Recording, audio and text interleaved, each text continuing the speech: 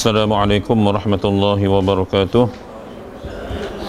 Ila hadratin Nabi Mustafa Rasulullah sallallahu alaihi wasallam wa kafatil anbiya wal mursalin wal ulama'i was salihin wa ila arwah jami' ahli al-qubur minal muslimin wal muslimat wal mu'minin wal mu'minat syai'un illahi lahum al-fatihah. أعوذ بالله من الشيطان الرجيم بسم الله الرحمن الرحيم الحمد لله رب العالمين الرحمن الرحيم مالك يوم الدين إياك نعبد وإياك نستعين اهدنا الصراط المستقيم صراط الذين أنعمت عليهم غير المغضوب عليهم ولا الضالين Alhamdulillah wa bihi nasta'in wal 'aqibatu lil muttaqin wa la 'adwana illa 'alal zalimin wassalatu wassalamu ala rasulillahil karim wa ala alihi wa sahbihi ajma'in. Subhanaka la 'ilma lana illa ma 'allamtana innaka antal 'alimul hakim. Rabbi shrah li sadri wa yassir li amri wahlul 'uqdatan min lisani yafqahu qawli, amma ba'd. Alhamdulillah,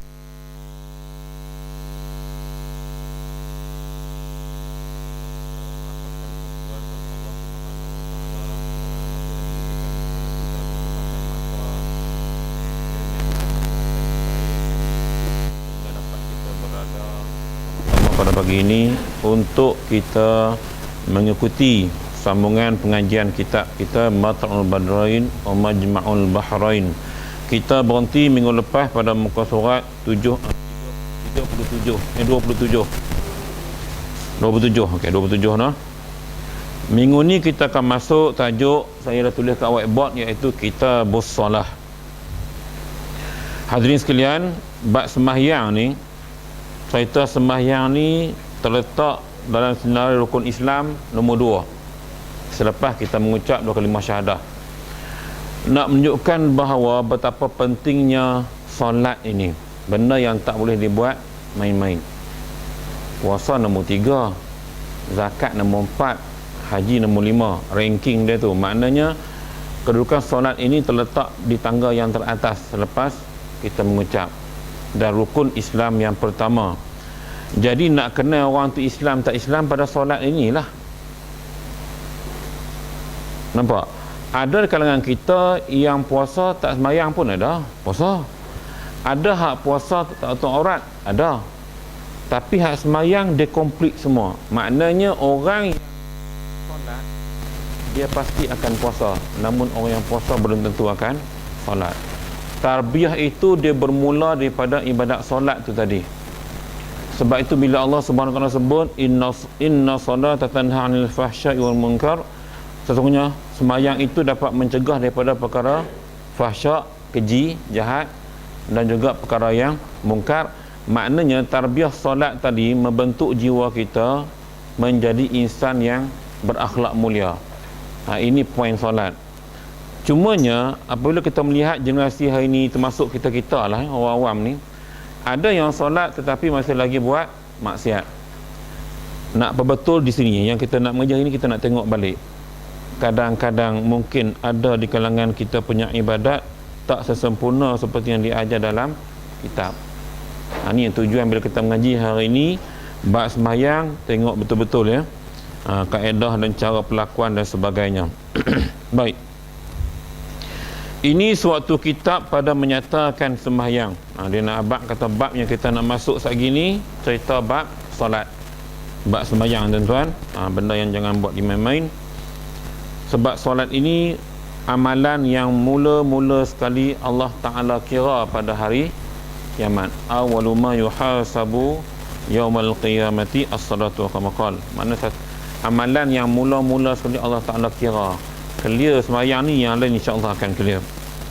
Bermula sembahyang yang difardukan dia itu 5 waktu sehari semalam. Ya. Akidah kita semua faham bahawa solat yang difardukan kepada kita semua 5 waktu sahaja. Bila kita duk mengaji kisah Isra' Mi'raj, kan Rasulullah naik minta kurang.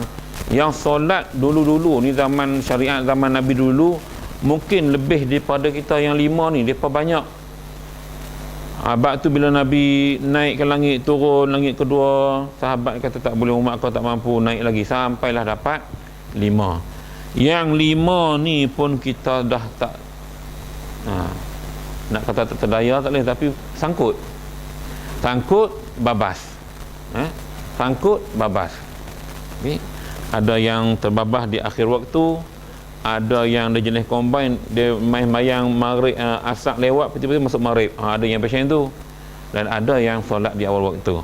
Baik, jadi difardukan dia ini ada 5 waktu sehari semalam, maka wajib tiap-tiap daripadanya dengan awal waktu akan sebagai wajib yang diluaskan dia hingga bahawa tinggal daripada waktu barang yang lulus dikerjakan dia, maka sempitlah ia dan wajiblah sembahyang pada ketika itu dengan bersegera. Baik, dia nak cerita antara setiap waktu ni masa dia tu panjang, tapi afdal kita solat di awal waktu. Kewajipan itu dia bermula bila mana azan berkumandang, kewajipan dah datang kat kita, ya, kena ingat tu.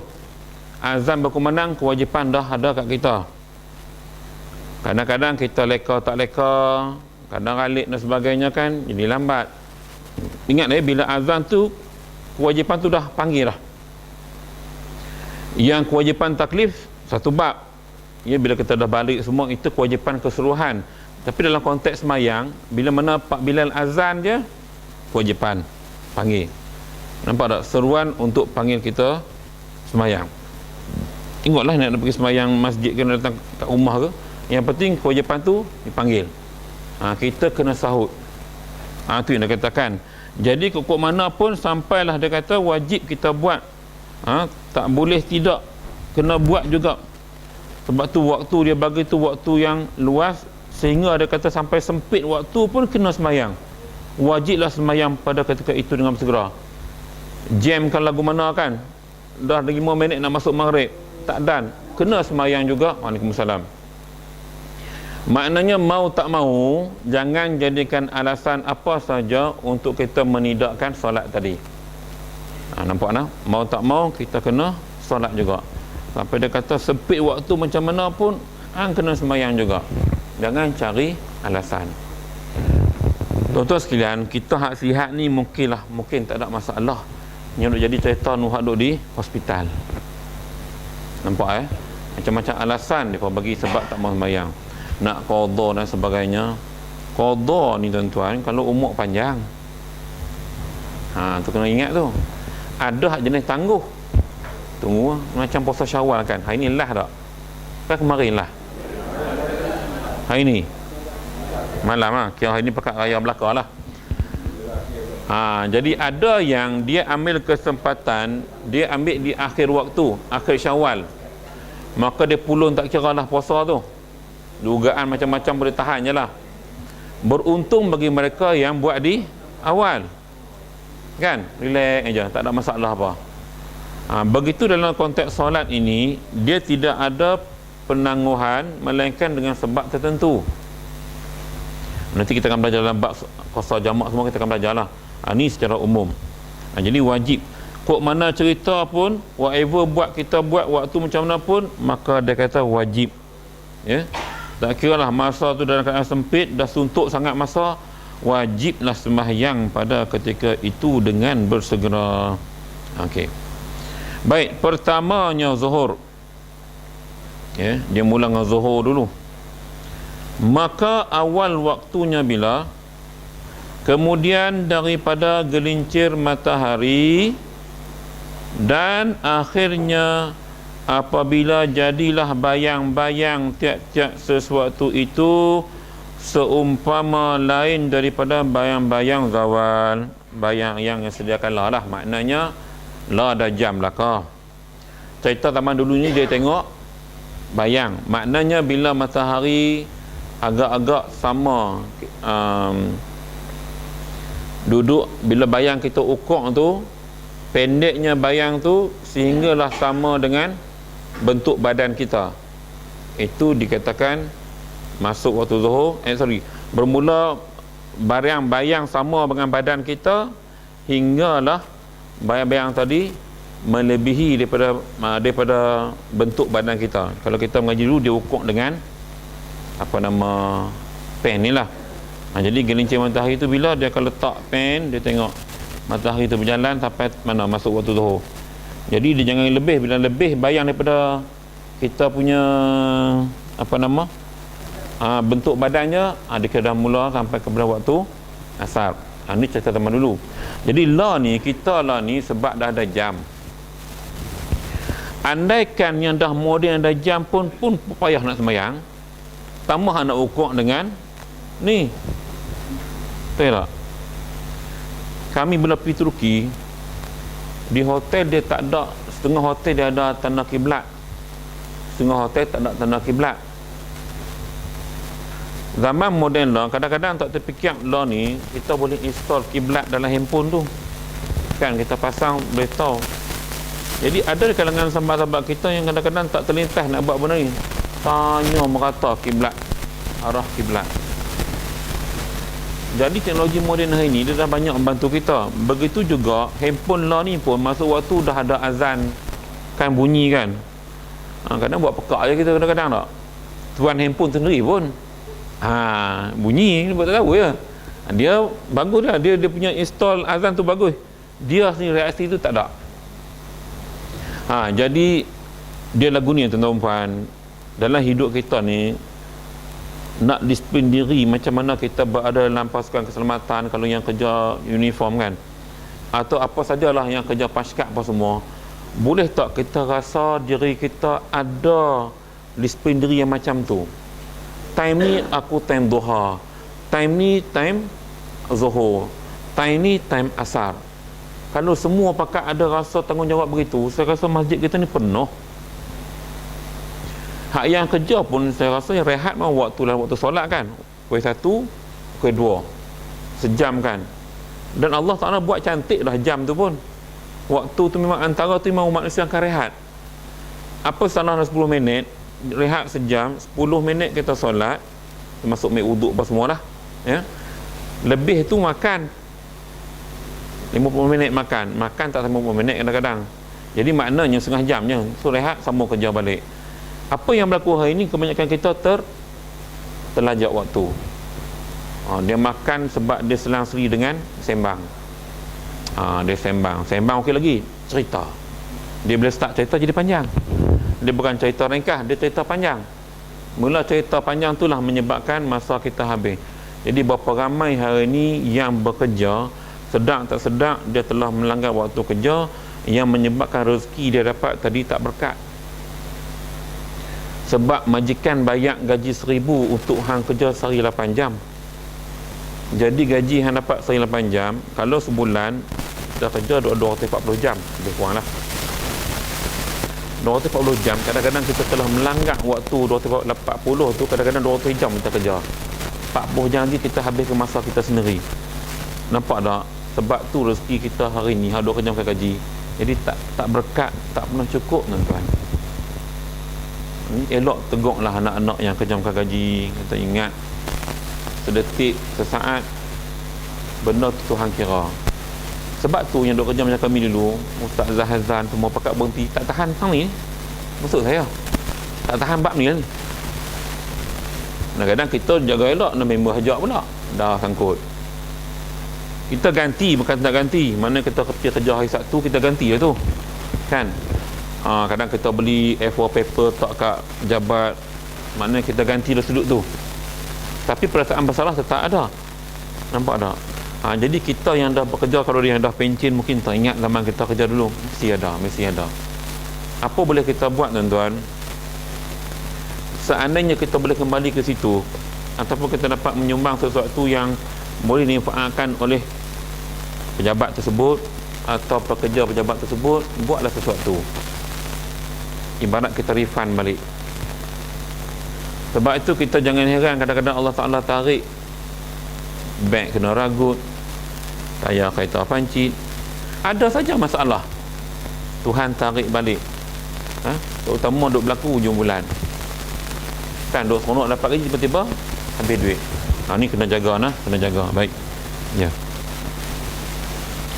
Pertamanya zuhur, maka awal waktunya, kemudian daripada gelincir matahari, dan akhirnya bila? Apabila jadilah bayang tiap-tiap sesuatu itu seumpama lainnya daripada bayang yang zawal, yang asal yang sudah kalah. Maknanya bayang tu dah melebihi panjangnya badan kita tadi, makna habislah waktu zuhur, ya. Okey, baik. Keduanya, asar. Maka masuk waktu asar bila? Daripada berubahnya atas bayang-bayang seumpamanya berkekalan ia hingga jatuh matahari. Maknanya apabila bayang tadi melebihi saiz badan kita hinggalah matahari jatuh, itulah waktu asar. Jadi kita ada jam, tak payah pening kepala lah, ya. Maknanya kita tengok jam, semayang je lah. Cuma yang jadi isu sekarang ni, ramai orang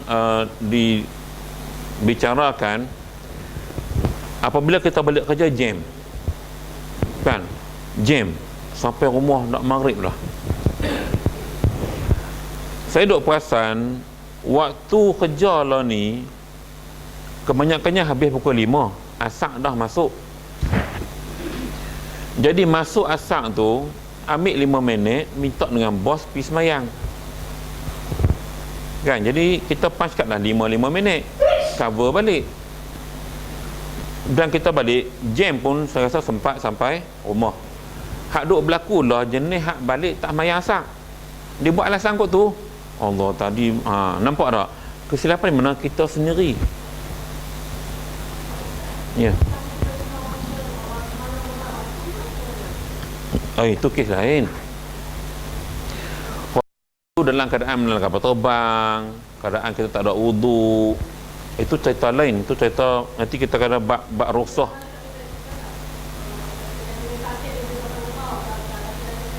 Ya, itu lain. Hak ni hak jenis sengaja ni, hak jenis tak apalah balik main rumah. Dia dah rasa dekat kan.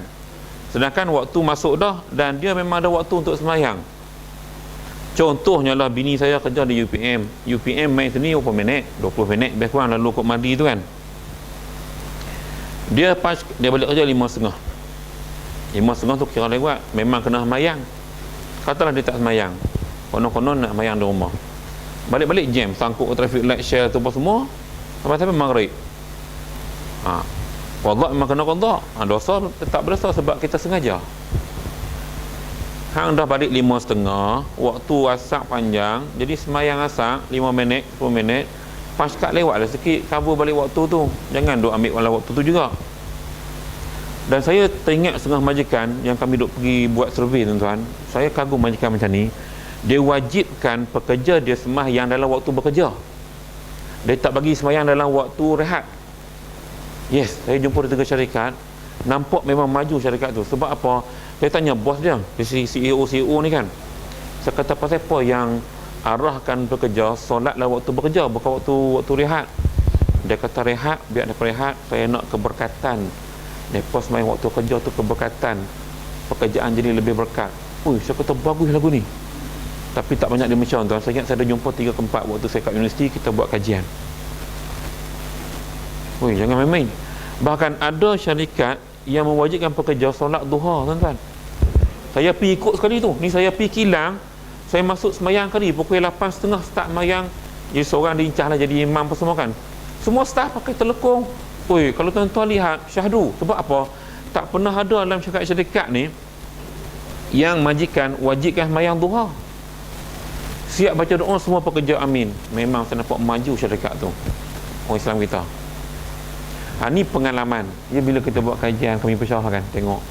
So benda macam ni, saya lihat kalau budaya ni lah, siapa yang ada yang jadi tokek lah, ya, dapat diwujudkan di office atau di kilang kan, di mana-mana kan, saya rasa Allahu Akbar, sangat berkat kita punya perniagaan, sangat berkat kita punya perusahaan atau apa saja.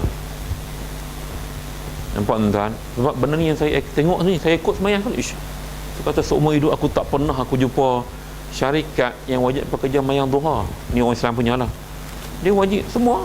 hak tak ada period apa semua masuk surau 8.30, 8.45, 15 minit. Dan dia memang ambil waktu kerja. Memang nampak keberkatan. Pada syarikat kita masuk kawasan kilang berseronok. Ni hak berkat ya tuan-tuan. Jadi saya cerita bukan apa, bila sentuh bab sembahyang, benda ini sangat membantu dalam membentuk jiwa kita. Tuan-tuan bayangkan kalau pekerja majikan asah macam ni, ada tak anak korupsi? Sebab pembentukan daripada awal subuh tu kan, duha tu kan. Jadi orang nak buat solat duit apa, dia fikir panjang tau. Sebab berdoa hari-harian, Tuhan mungkin hati dia lembut. Banyak membentuk, bahkan saya dipahamkan tempat yang saya pergi tu dah ramai yang bukan Islam pun masuk Islam. Pekerja yang bukan Islam lantaran melihat suasana di sekitar berlaku macam tu. Nampak tak? Dakwah dengan cara mau'izah bil hikmah yang Nabi buat. Sangat terkesan benda ni tuan-tuan. Bukan senang ya. Payah tuan-tuan. Oh payah. Cerita kita nak lazimi dalam konteks komuniti yang besar susah. Kita sendiri boleh buat, keluarga kita boleh buat. Tapi dengan pekerja kan ada akta pekerja apa semua kan. Kadang-kadang benda ni terbantu. Tapi kalau majikan boleh buat, Allahu Akbar, sangat bagus. Pengalaman saya sendiri ya. Baik. Dan ketiganya, maghrib. Dan masuk waktunya kemudian daripada jatuh matahari, berkekalan hingga sempurna hilang syafa' yang merah. Bayang-bayang merah yang kita nampak kemerah-merahan tu hilang. Dah masuk waktu insya-Allah. Jadi mula maghrib sampai hilang. Jadi dalam konteks ni lah ada sedikit perbezaan antara kita dengan Syiah. Di mana Syiah ini dia punya pandangan, dia guna ayat summa atimus siyama ilal lail. Dia tak akan buka puasa melainkan setelah hilang bayang-bayang merah di kaki langit. Dia buka puasa waktu isyak. Ini mazhab dia. Sebab tu kalau tuan-tuan perasan, setengah orang yang amal Syiah ni dia tak akan makan, kalau puasa pun dia tak akan makan macam kita, dia diam. Dia tunggu bayang merah hilang baru dia makan, sebab dia punya fahaman lagu tu. Kita tak, sebab kita buka puasa masuk maghrib, itulah waktu buka puasa. Maknanya bila tenggelam matahari, azan jalan. Apabila lambat azan, jam masuk, kita buka puasa dulu, tak puasa lambat. Apabila dia nak buka puasa dulu, dia makan kenyang baru dia azan. Nak salah kali tak boleh dia berpuasa tak? Sebab tu kadang-kadang kita pesan apabila kita minum air seguk, azan, lepas tu makanlah. Kadang-kadang dia pun nak marah kan, aku pun puasa juga. Dia bantai sirap 2 jam, baru dia azan. Kita dah menunggu. Buka tak gamak kan, tengok hangku tak azan lagi. Jam dah cukup dah. Tuan-tuan masuk waktu, tuan-tuan buka, tak tahu cara azan lah. Masuk waktu buka, yakin masuk, buka. Baik. Ini cerita maghrib. Baik. Dalam semua waktu ni tuan-tuan, maghrib agak pendek selain subuh. Maghrib agak pendek, dalam 40 minit je. Sebab tu kita maghrib ni dia tak panggil sangat kuliah, dia panggil kuliah maghrib, dia panggil tazkirah. Dia kalau ceramah kuliah ni dia kena sejam. Terutama hari bekerja kan, orang letih apa semua. Kadang-kadang ustaz kita ni tak pernah faham, dia berdaya sejam lebih. Makmum mengungut, ada lari balik. Nihat kita nampak. Nampak guna jenis tak faham kan. Sebab itu waktu yang singkat inilah, kadang-kadang Rasulullah bila tak ada kuliah, baginda buat salat sunat awabin. Kita dengar awabin pun tak nak dengar. Ya, kalau ada sunat awabin, kita tak nak dengar lah. Tak terlalu dengar, cuba buat. Kalau waktu tak ada kuliah kan, cuba buat. Bukan penat, bukan banyak mana pun, taklah sepanjang tarawih. Malah buat 1 rakaat 6 qul Allah. Rakaat kedua 6 qul Allah, susah lah kalau tak nak buat yang 6 rakaat tu, tak kisah. Yang penting kita buat. Baik, kita akan jumpa nanti bab-bab tu. Cuma saya nak cerita awal ni manfaatnya waktu tu. Dan biasa kalau macam saya ngajak anak saya mengaji Quran, waktu tu lah, waktu dia mengaji Quran sangat bagus waktu tu. Baik, yang keempatnya isyak. Maka waktunya kemudian daripada ghaib syifa' yang merah, berkekalan hingga naik fajar sidik. Ni isyak, waktu paling panjang. Sebab itu Allah sebut dalam Quran, saya lupa dia punya ayat. Wa ja'alna al-laila libasa. Ayat lagi satu ayat. Isyak malam itu Allah Taala jadikan litaskunu ilaiha, untuk kamu berehat. Tuan-tuan sekalian, kejadian siang dan malam yang Allah sebut Al-Quran, wan najmi idza hawa wal laili idza yaghsha wasyamsu wadduha. Saya baru mengaji khusus satu ahad baru ni, saya belajar dengan Imam Mudarrazi dalam kuliah tafsir ni. Rupa-rupanya apa sahaja yang Allah Subhanahu Wa Taala sumpah dalam Quran sangat benefit kepada manusia. Bila cerita kisah malam untuk rehat, baru saya dapat tahu bahawasanya otak kita ni kan dia ada empat jenis, 4 bahagian kan. Beta lah, eta lah, alfa lah. Tak mengaji otak dia tahu lah. Yang saya tahu watak alfa, watak yang paling positif selepas beta. Rupanya otak alfa ni dia akan datang waktu tak menentu, waktu tahajud, waktu malam dan waktu dini pagi. Waktu selepas kita bersih, itu otak alfa sangat fresh. Bahkan dalam kajian yang dibuat, mereka yang sering berdoa ketika selepas bersin, doa banyak dimakbul sebab otak ketika itu otak yang sangat positif, sangat. Jadi ada di kalangan peserta, dia buat dia sendiri tuan-tuan, dia nak kurus. Jadi dia mengaji bab ni, lepas bersin, alhamdulillah aku kurus. Sebut itu. Lepas bersin, alhamdulillah aku kurus. Ni bukan bersin sengaja. Dia nak picu belacan bersin. Tak mau. Dia mau bersin semula jadi. Dia duk buat Allahu Akbar. Saya nampak depan ceramah dia buat sendiri, puan ni. Memang badan dia tu dulu saya gemuk. Saya tak makan pil pun. Saya doa macam ni ya. Antara waktunya Allah mustajab doa punya lepas bersin ni. Sebab apa? Baru saya nampak kajian saintifik. Rupanya tuan-tuan, bila kita bersin, sistem off dalam badan. Sistem badan kita off.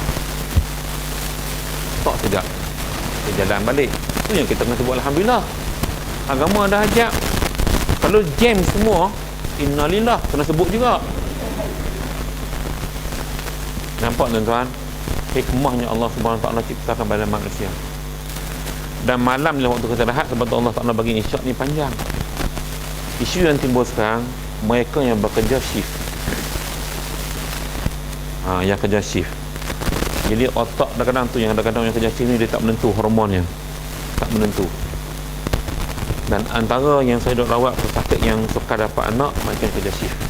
Dia hormon tak stabil. Sistem otak semua dia tak pernah seimbang. Jadi malam ni untuk kita berehat. Jadi janganlah berehat itu, ambil masa berehat kita terlampau panjang tidur. Tidur yang berkualiti, kata Profesor Dr. Muhammad Fahid, dia kata tidur berkualiti ni pakar 4 jam cukup.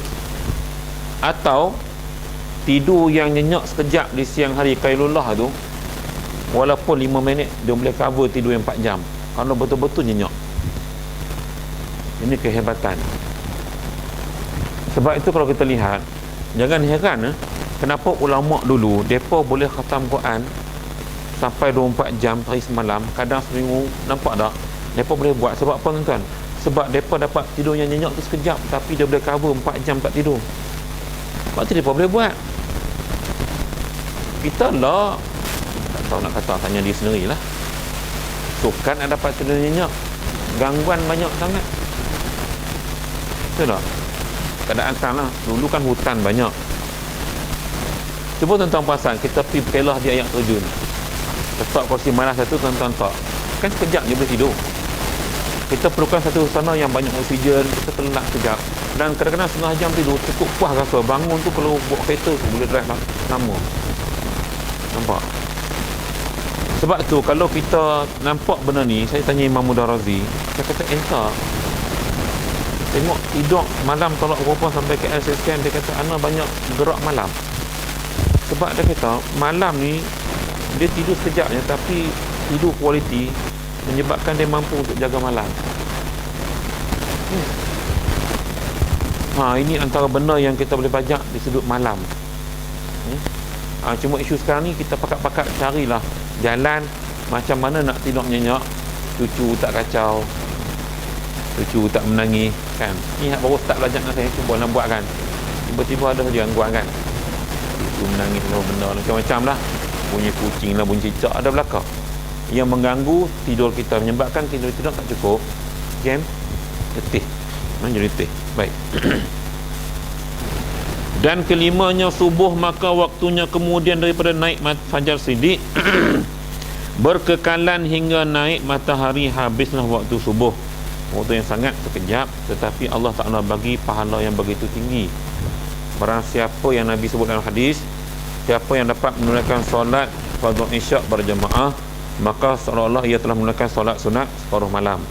Barang siapa dapat menunaikan solat subuh berjamaah, maka seolah-olah ia menunaikan solat sunat seluruh malam. Sedikit 2 rakaat, tapi fadilatnya besar. Nak habaq kata benda yang payah buat ini kita dapat buat, ganjarannya cukup hebat. Apa saja dalam ibadat tuan-tuan, apa saja pun benda yang payah kita nak buat, ganjaran besar. Macam korban lah, korban kan besar pahala tu, sebab jarang orang boleh buat, tak ramai boleh buat. Kalau pun boleh buat, share apa semua. Yang individu ni tak ramai. Ada yang mampu tak buat, ada niaga untung banyak tak buat. Apa salahnya kan kalau untung 10,000, 20,000, tak sampai juta lah, kau belilah seekor lembu, 2 ekor lembu, buat. Tak ramai yang buat kaedah macam tu tuan-tuan. Nampak tak kita hidup sekarang macam mana? Apabila rezeki Allah Ta'ala bagi, patutnya kita balaslah balik. Bukan semua hak kita kena faham tu. Ada hak, mungkin hak jiran kita. Contoh sekalian, raya baru ni, saya nak cerita sikit ni, kawasan kita main raya budak-budak rumah saya 3 orang. Tanya duduk mana, duduk apa nama Krista, blok sekian, sekolah tak sekolah, umur 12 tahun dah 6, 3 balik tak sekolah. Saya terdetik nak tanya banyak. Saya kata kes ni boleh buat kajian.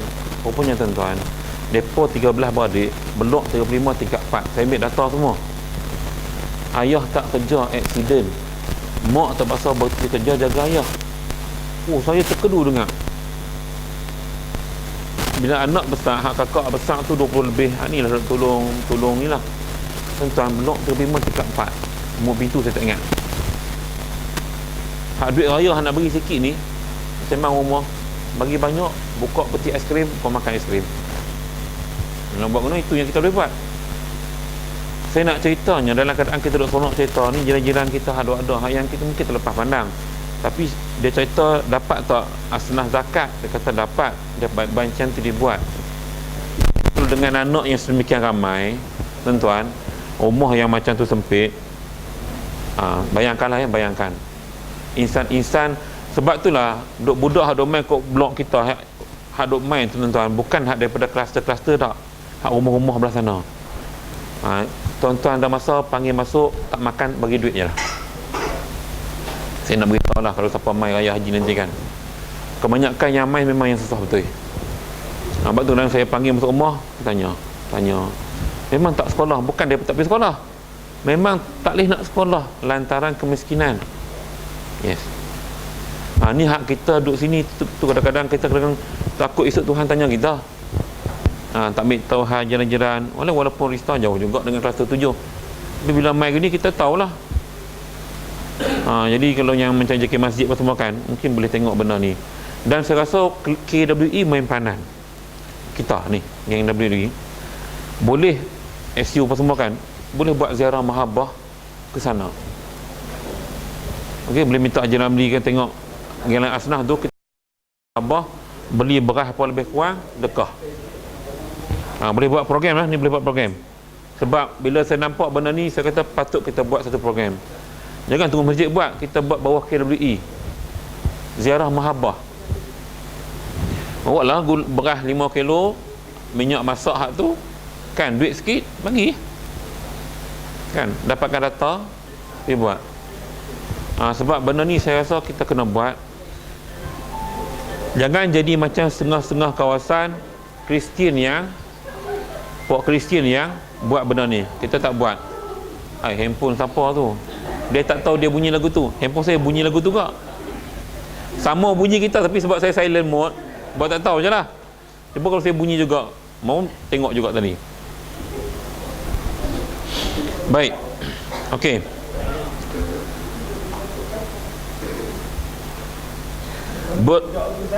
Ya. Siapa nama budak? Saya tak ingat. Blok 35 34. Saya ingat tu je.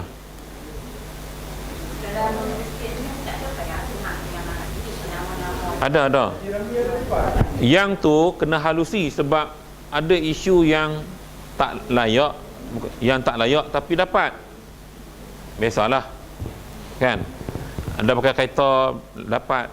Ni cerita hang naik gerak Cerita naik gerak naik motor. Memang susah. Jadi mungkin KWE boleh tanya Haji Ramli bawah surau sana, mungkin dia ada list. Nah, minta cek. Kelak KWE boleh buat satu program ziarah mahabbah, buat sebulan sekali ke 2 bulan sekali kan. Kita kumpul duit, buat donation kan. Saya pun bagi duit juga, collect duit, kita beli barang keperluan. Bihun pun ambil kedai saya, tak apa. Bihun Islam semua, barang produk muslim main ambil di kedai saya. Saya bagi free pun tak apa, ambil lah, ada 20 bungkus ambil bagi. Nah, tujuan. Sebab selama ni yang main kedai saya buat program ni ialah PAS kawasan Biro Ekonomi PAS kawasan Sepang, kawasan sinilah. Yang jumpa saya bagi semua, saya ambil duit kan. Saya bagi laksa produk muslim, saya bagi bihun, bagi orang susah. Jadi sekarang kita buat bawah KWE. Kan? Pahala banyak tuan-tuan. Kan? Kita duk buh tabung sini, kita pun tak tahu. Yalah, bagi juga ni yang terlepas pandang. Bukan semua orang banci dapat. Kadang-kadang waktu bancian mungkin tak ada penghuni rumah, tak tahu. Kan orang sekarang bukan ambil tahu sangat hal masing-masing. Tu kena lilah, insya-Allah, mudah-mudahan. Baik. Bermula syarat wajib semayang itu. Ya. Kalau tak ada syarat ni tak wajib semayang. Dia nak tengok syarat dia. Bahawa ada ia Islam, itu syarat pertama. Pertama dia kena Islam. Nak pergi dah? Okey. Oh, nak pergi sekolah.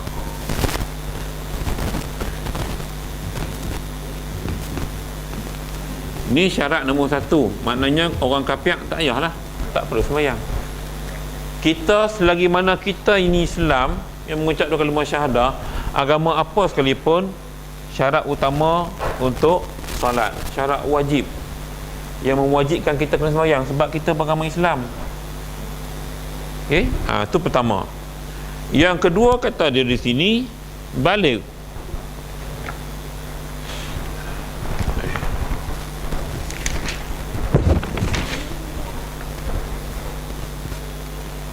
Yang kedua baligh.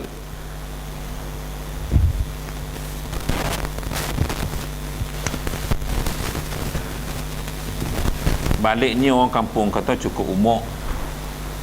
Ni sebuah laki-laki zaman hari tu umur 15 tahun, perempuan 9 tahun. Zaman lah ni tak kira ni sebuah lagu tu. Budak-budak cepat matang. Tu bagi perempuan datang kira itulah permulaan. Saya pesan ke anak saya yang perempuan tu, sekarang ni bila kakak dah balik, hukum taklif kakak yang tanggung, bukan mak abah dengan umi lagi dah. Belum ni kakak buat salah, abah dengan umi yang tanggung. Saya pesan anak lelaki gitu pula, anak lelaki yang 3 tempat kan, kita 3 tempat sekarang ni dah balik, semua hukum malaikat kiraman katibin yang menulis itu kiri kanan dah mula catat. Apa saja yang abang buat, semua abang kena tanggung sendiri. Abah dengan umi dah tak tanggung dah. Ini cerita balik, hukum taklif dah kena pesan tuan-tuan supaya dia sedar. Pesan sedanya, pesan saja. Naik kereta pesan, apa tu? Nak bagi melekat tu, bukan senang. Budak-budak lah ni, pasal dia banyak hiburan-hiburan, kita pesan kali dia lupa. Biar redundantly, ulang, jangan jemu pesan pada anak-anak kita. Payah tengok budak-budak sekarang. Dia sama je lah. Dia bukanlah taklif, maknanya hukum taklif dah sampai kepada dia, hukum syariat. Faham tak? Mukallaf tu orang yang menanggung hukum tu dipanggil mukallaf. Taklif hukum dia istilah yang namanya kalau dalam bahasa Arab dipanggil isim masdar, isim maf'ul, Dia gitu je pun. Orang yang dah sampai hukum taklif dia panggil mukallaf. Okey, cukup umur dah sampai, maka kewajipan sudah tertanggung atas dia. Dia tak solat, dia kena. So jangan ambil mudah anak-anak kita yang perempuan yang perempuan, tuan-tuan tolonglah jangan ambil mudah. Tengok cucu kita apa semua, pesan, suruh budak lah ni tuan-tuan, kan teruk budak lah ni kan. Jadi masalah ni payah. Saya cikgu duduk mengajar tu, berapa ramai cikgu main jumpa saya tuan-tuan, ngadu masalah anak masing-masing. Jadi nak buat macam mana? Pesan hari-hari, pesan, doa jangan tinggal. Perelokkanlah akhlak anak aku, perelokkanlah akhlak cucu aku. Kalau cucu lah, saya doa setakat ni anak lah, sebab cucu belum ada. Tuan-tuan ada cucu, doa. Lepas main sunat, doa. Sebutlah berulang kali. Kita tak tahu waktu tu kadang-kadang Allah buka hijab. Memang. Dan kadang-kadang kita tak tahu apabila waktu antara azan iqamah, waktu yang Allah mustajab doa. Kan? Lepas kita sembahyang sunat qabliyah tu, buatlah doa. Tak payah panjang-panjang, ya Allah Tuhanku, perelokkanlah akhlak anak aku. Cukup. Nak bahasa Arab tak pandai, Allah ma'asin akhlak ke abnai, tak pandai, cakap Melayu. Cuma pelan-pelannya, kuat-kuat sangat. Itu anak kuat sangat lah doa macam tu. Terus luar lah situ. Biasa jemaah kita kan, dia punya perspektif tak sama. Takut dia pergi buat viral, jadi masalah pula. Macam duk viral video saya sekarang ni, letih nak menjawab persoalan orang tak ada anak ni, letih. Orang yang ada masalah sis, fibroid, polik semua tu kan. Saya yang jawab sekarang ni sebab video dah hampir 1 juta orang tengok. Baik. Dan akil. Berakal ini, akilun ism fa'il, orang yang ada akal. Maknanya bukan orang gila lah. Faham tak? Dia ada akal. Cukup tak cukup akal dia tu cerita nombor 2. Cerita sekarang dia ada akal. Bezanya akal ialah kita dengan manusia, kita dengan binatang, di mana binatang tak ada akal, hanya ada otak. Tapi naluri kemanusiaan kita lihat pada binatang, ada sayang anak dan sebagainya. Nampak tak? Kita ada akal, anak pergi lempak habis tok rata, rendam dalam macam-macam lah, hak bunuh anak tu kan. Dua ada akal.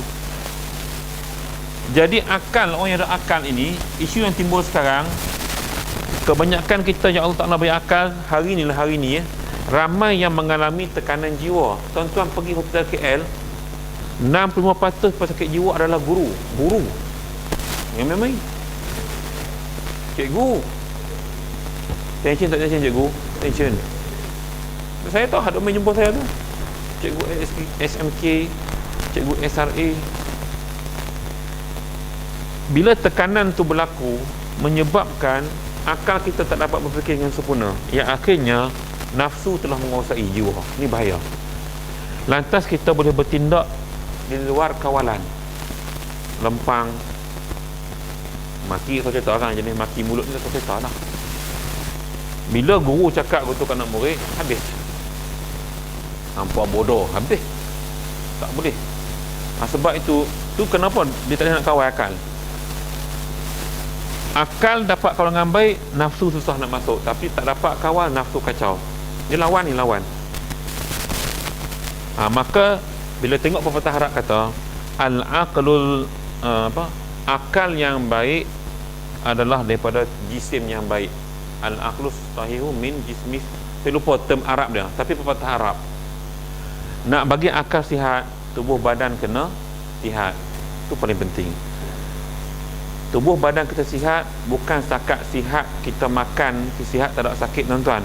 Maksud sini, isi makanan kita makan tu. Dalam Quran ada 120 ayat lebih cerita pasal makan. Kulu washrabu wala tusrifu. Ya Yohanes, macam-macam lah ayat pun nak sebut ayat Quran. 120 lebih dalam kajian dalam tafsir Quran, dalam Quran, yang menunjukkan agama dah ajak kita, kalau kita ikut cara ni, makan cara yang Islam ajak, insya-Allah akal kita bersih, sihat tuan-tuan. Berfikir dengan waras, tak adalah stres.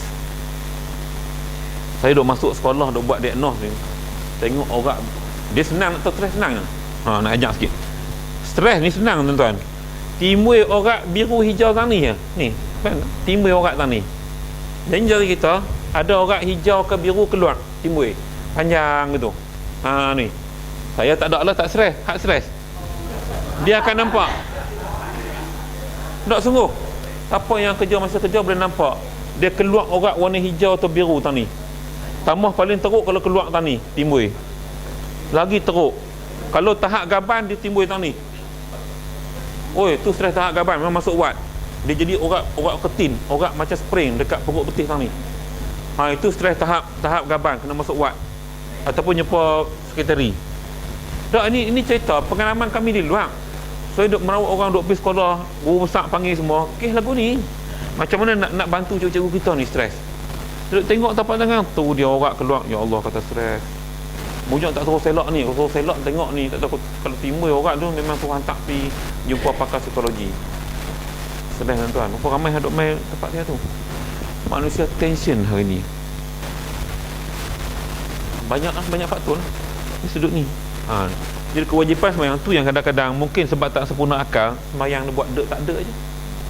Akal kurang sempurna. Kalau kata tak ada akal, gila pula nanti kan, marah pula dia. Kurang sempurna. Yes.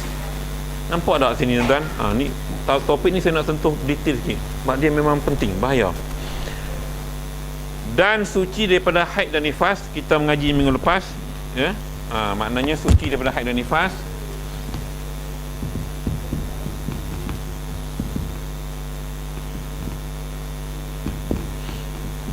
Ini kita dah cerita minggu lepas.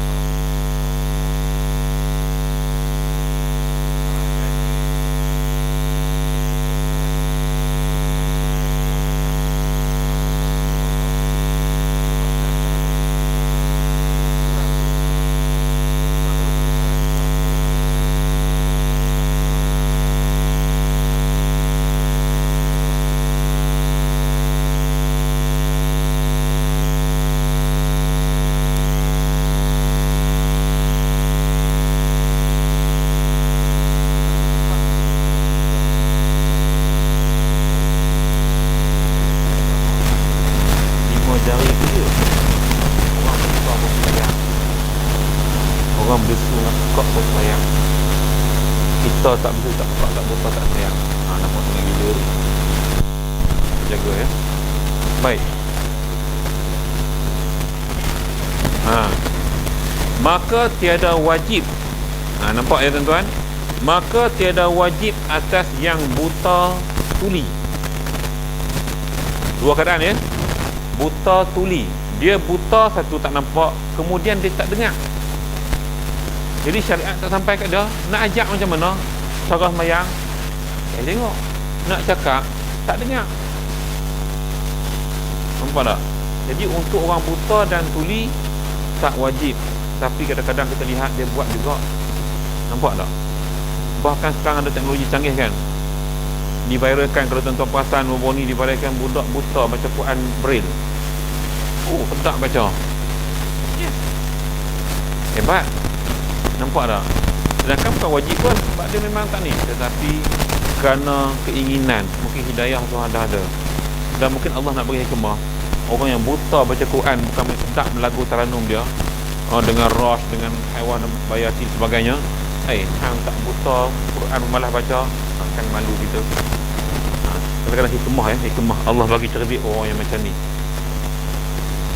Dan jika berkata-kata sekalipun, jika ada ia dahulu daripada tamyiz, bersalahan jika kemudian daripadanya dan sampai seru.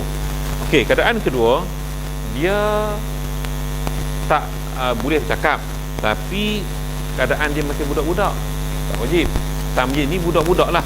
Mumayyiz budak-budak yang boleh, kita kata boleh beza lah antara najis dengan makanan, kita tahu. Tapi sebab dia budak-budak, belum cukup umur, maka tak wajib. Cuma kita galakkan dia semayang. Itu yang setengah-setengah ustaz marah bila kita marah anak tak puasa, kan? Tapi jarang kita marah anak tak semayang. Ada kadang-kadang kita gitu kan, paksa anak puasa tapi jangan paksa anak semayang. Hukum asal kitab, yang belum cukup umur, dia panggil budak-budak, dia tak wajib walaupun dia boleh bercakap. Walaupun boleh bercakap tapi bila dah cukup umur, wajiblah. Tetapi galakkan, sebab berdasarkan hadis Nabi, suruhlah anak kamu solat ketika berusia 7 tahun. Kan suruh pukul kan, itu didikan biasa. Sebab tu isu budak-budak di masjid, orang duk pompang, saya diam sebab tu duk fikir banyak benda. Kalau kita pergi ke Turki, di muzium gambar masjid, budak-budak penuh duk berlari-berlari biasa. Dia mayang sak lari biasa budak-budak. Cuma masyarakat kita ni kadang-kadang ada setengah masjid dilarang mau masuk kanak-kanak. Saya pergi masjid Sungai Tani, satu masjid tuan, dekat dalam tu, dekat Rombok tu, dia ada tulis dilarang untuk kanak-kanak masuk dalam dewan. Saya terfikir aku dengan keadaan pencolekan hari ni, mak bapak bayang budak dekat luar, hilang budak. Jadi benda ni tuan-tuan, kita kena fleksibel lah. Kata tak boleh, kadang-kadang mak bapak nak jaga dan sebagainya kan. Okay? Nak latih dia orang semayang. Sebab budak-budak ni lah besok-besok kaki masjid. Sebab daripada kecil buat masjid, hak tak nak buat langsung, tak kenal masjid. Yakin ke besar-besar dia nak main masjid? Belum tentu. Tapi hak duk main daripada kecil ni dah biasa dia duduk dengar azan nak main masjid. Yang ni akan ramaikan masjid besok. Ini realiti tuan-tuan. Kita boleh lihat, kita sendirilah ni hak duk main masjid lah ni kan. Saya rasa kecil-kecil dulu memang kita kaki masjid, mak ayah kita duk buat main masjid. Kecuali yang datang keisafan, kesedaran, dia main lah kan. Tapi cerita sejarah tu tetap ada. Nampak tak? Okay, benda ni yang kita nak tengok balik. Baik. Wajib atas yang buta, tidak wajib atas yang buta tuli, dan jika berkata-kata sekalipun, jika ada ia dahulu daripada tamyiz, bersalahan jika kemudian daripadanya dan sampai seru, itu kenalah. Maka tiada wajib atas mereka yang tiada sampai seru, seperti jadi ia pada puncak bukit yang jauh, dakwah tak sampai, tak wajib lah. Duduk di gunung Everest, puncak sekali, tak ada orang nak pergi dakwah. Okay? Sebab itu dalam pengalaman macam kami masuk Kampung Asri, saya duduk masuk di Broga apa semua tu kan, kita jumpa Tok Batin semua. Kita nak supaya syariat ni sampai ke sana. Bukan ramai orang boleh buat tuan-tuan. Dengan masuk dengan anjing, duduk sila lomoh anjing, ya Allah. Tapi kita kata bila kita nak berdakwah ni, kita kena buang benda-benda yang macam tu. Tidak, syariat tak sampai. Kalau kita tak buat, siapa nak buat? Kalau KWI nak buat, boleh kita pakai api, kita pergi kampung Asri mana-mana ke ziarah. Benda simple, pergi ziarah je, buat makanan ziarah sembang-sembang. Mula-mula jangan hajak mengucap apa lagi dah. Sembang kisah-kisah ni. Saya duk pergi mula-mula dulu 4 kali pergi, cerita pasal ubat-ubatan, kisah hutan, asli. Bukan tahu sembang hal elektronik, tanya handphone PG dia punya berapa memory card semua, dia tak jawab. Bukan bidang dia, bukan tahu asli. Kita tanya pasal tumbuh-tumbuhan, makan-makan, rapatkan hubungan dulu. Kunjungan kali kedua sampai kita tarik dia masuk Islam. Nampak? Akhlak tunjuk dulu. Kita kadang-kadang kesilapan di sini lah, metod of dakwah tu silap. Jadi kadang-kadang suka nak diterima dakwah kita. Banyak program, saya dah sentuh mengajak ni dah dapat 2-3 program dah kita boleh buat. Baik, sikit lagi. Dan syarat sembahyang dahulu daripada masuk padanya bahawa ada ia suci daripada hadas dan daripada najis yang tiada dimaafkan daripadanya pada kainnya dan badannya dan tempatnya. Yang ini kita akan ulas pada minggu depan sebab melibatkan masalah sudut aurat apa semua, agak panjang cerita bab ni. Okay, kita tanda kat situ, iaitu dan syarat sembahyang. Syarat sebab dah habis di sudut syarat wajib tadi dia dah ulas. Cuma dia akan ulas tentang bab suci pada pakaian, semua ni dia detail sikit. Pendetailan tu dia berlaku, jadi kita nak tengok perbahasan agak panjang. Kita akan lihat pada minggu depan insya-Allah. Baik, jadi ada apa-apa soalan nak tanya tak? Sebelum kita tamatkan kita punya ni.